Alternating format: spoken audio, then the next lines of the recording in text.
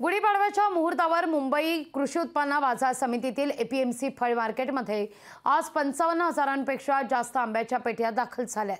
आंब्याची विधिवत पूजा करण्यात आली आहे। यावेळी आंबा खरेदी करण्याकरता ग्राहकांनी गर्दी केली होती। आंब्याचे दर हे सर्वसामान्य नागरिकांच्या आवाक्यामध्ये आहेत।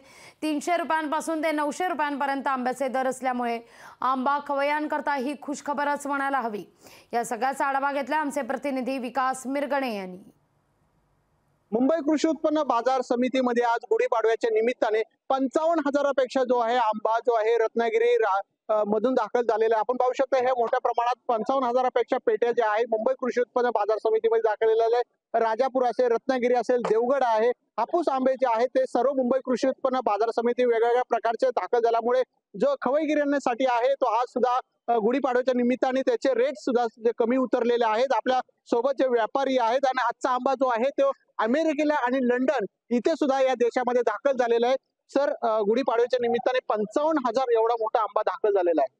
सर्वप्रथम सर्व नागरिकांना गुढीपाडव्याच्या हार्दिक शुभेच्छा।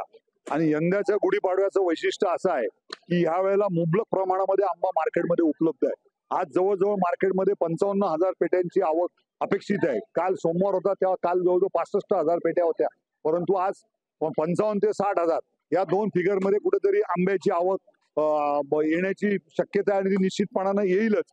आणि बाजारभावाचा जर आपण विचार केला तर होलसेल मार्केटला 300 रुपयापासून तर 800 रुपये डझन म्हणजे कच्चा माल हा इथं विकला जातो आणि तोच माल रिटेल मध्ये 500 रुपयापासून तर 1500 रुपये डझन या भावाने विकला जातो। मध्ये कसं असतं, गल्फमध्ये ईद असल्यामुळं तिथे एक 4-5 दिवस मार्केट बंद असतं, परंतु ते जर 4-5 दिवस जर आपण सोडले तर बाकी आपल्याकडे आंब्याला सुद्धा निर्यातीला सुद्धा चांगल्या मोठ्या प्रमाणामध्ये सुरुवात झाली।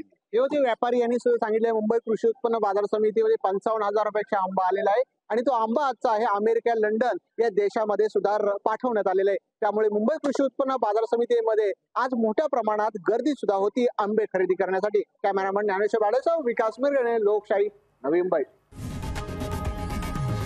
लोकशाही मराठी ऐका, पहा, जागरूक रहा।